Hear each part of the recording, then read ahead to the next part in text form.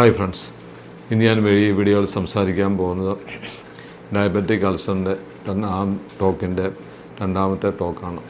അതിനകത്ത് ഈ പ്രധാനമായിട്ട് സ്ട്രെസ് ചെയ്യുന്ന നമ്മൾ ഈ അൾസർ, കരിയാത്ത non healing ulcer, diabetes ulcer എങ്ങനെയാണ് ആൻറ്റിബയോട്ടിക് ഉപയോഗിച്ച് ട്രീറ്റ് ചെയ്യുന്നത്. അപ്പം പലപ്പോഴും നമ്മൾ ആദ്യം ഒരു മുറിവ് നമ്മുടെ ഒരു ക്ലിനിക്കിൽ എൻ്റെ അടുത്തുള്ള ഡോക്ടർമാരുടെ അടുത്ത് വരികയാണെങ്കിൽ അവർ ആദ്യം നമ്മൾ പറയും, അപ്പം അതെല്ലാം ഒത്തിരി പഴുപ്പ് അല്ലെങ്കിൽ ഒത്തിരി കളർ ചേഞ്ച് ഒക്കെ ഉണ്ടാവും. അപ്പോൾ നമ്മൾ ആദ്യം പറയുന്നത് ഡിബ്രൈഡ് ചെയ്യണം. ആദ്യം നമ്മൾ ഒന്നെങ്കിൽ വലുതൊക്കെ ആണെങ്കിൽ നമ്മൾ സർജനെ കാണിക്കും. അല്ലാത്തൊരു ഡയബറ്റോളജിസ്റ്റ് ലെവൽ നമുക്ക് മാനേജ് ചെയ്യാൻ പറ്റും, ഫിസിഷ്യൻ ഡയബറ്റോളജിസ്റ്റ് ലെവൽ.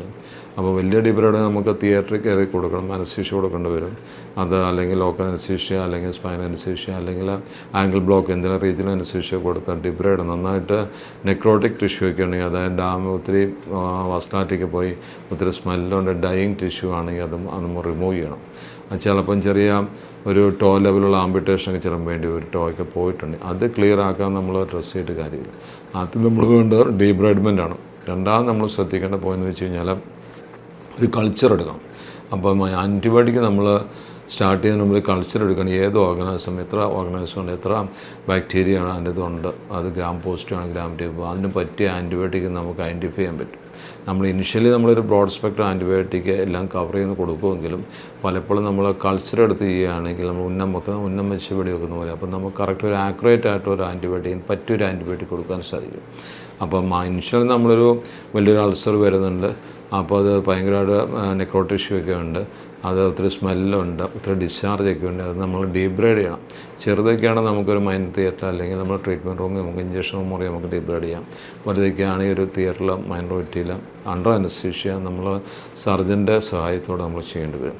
കാരണം നമുക്ക് അനാറ്റമി അറിയണം, നമുക്ക് ഓരോ സാധനങ്ങൾ ഓരോ ഐഡൻറ്റിഫൈ ചെയ്യണം. സ്ട്രക്ചേഴ്സ് ഐഡൻറ്റിഫൈ ചെയ്ത് കട്ട് ചെയ്തില്ലെങ്കിൽ നർവ് ഡാമേജ്, മസിൽ ഡാമേജ് ഒക്കെ ഉണ്ടാവും, ടെൻഡൻ ഇഞ്ചുറി ഒക്കെ ഉണ്ടാവും. അപ്പോൾ നമ്മൾ പ്രോപ്പറായിട്ട് ഡീബ്രൈഡ് ചെയ്ത് ആദ്യം ക്ലിയർ ആക്കുന്നു. വാസ്കുലാരിറ്റി ഉണ്ടോ, അങ്ങോട്ട് ബ്ലഡ് ഒഴി വരുന്നുണ്ട്, ബ്ലീഡിങ് ഉണ്ടോ, അത് ബ്ലഡ് കുറവാണോ, പൾസസൊക്കെ നമ്മൾ നോക്കുന്നു.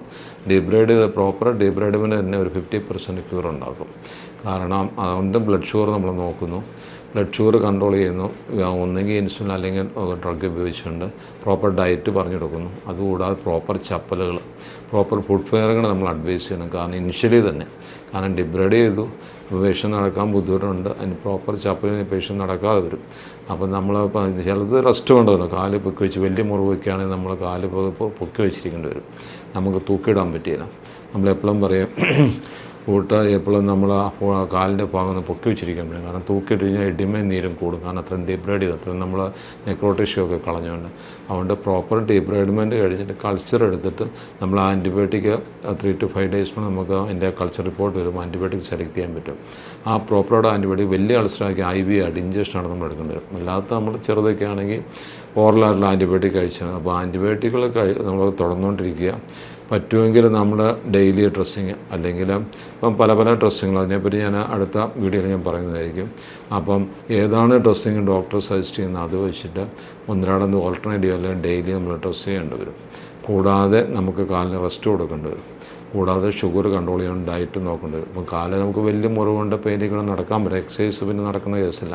അതുകൊണ്ട് ഡയറ്റ് നന്നായിട്ട് നോക്കി നമ്മൾ എവിടെയും കാല് പൊക്കി വെച്ച് തൂക്കിയിടാതെ നമ്മൾ അതിൻ്റെ കാലിന് റെസ്റ്റൊക്കെ കൊടുത്ത് നമ്മൾ ഷുഗറുകളെ കൺട്രോൾ ചെയ്ത് കഴിഞ്ഞാൽ ഈ മുറിവ് നമുക്ക് ആദ്യത്തെ ഒരു സ്റ്റെപ്പ് എന്നുള്ള രീതിയിൽ ഇനിഷ്യലാണ്. വാസ്കുലാരിറ്റി ഉണ്ട്, ബ്ലഡ് സപ്ലൈ ഉണ്ട്, കൊളസ്ട്രോൾ BP എല്ലാം കൺട്രോളാണ്, ഷുഗറും കൺട്രോളാണ്. ഈ മുറിവ് കരിച്ചെടുക്കാൻ വലിയ പാട് വരില്ല. അപ്പം വലിയ മുറിവാണെങ്കിൽ നമുക്ക് നന്നായിട്ട് ഡിബ്രൈഡ് നെക്രോട്ടിഷ്യൂ മാറ്റണം. ഇല്ലാത്തതാണെങ്കിൽ നമ്മൾ ചെറിയ രീതിയിലൊന്ന് ക്ലിയർ ചെയ്തിട്ട് അതിൻ്റെ ആദ്യം നമ്മൾ സലൈൻ ഉപയോഗിച്ച് വാഷ് ചെയ്ത് പൊടിയും മണ്ണൊക്കെ മാറ്റണം.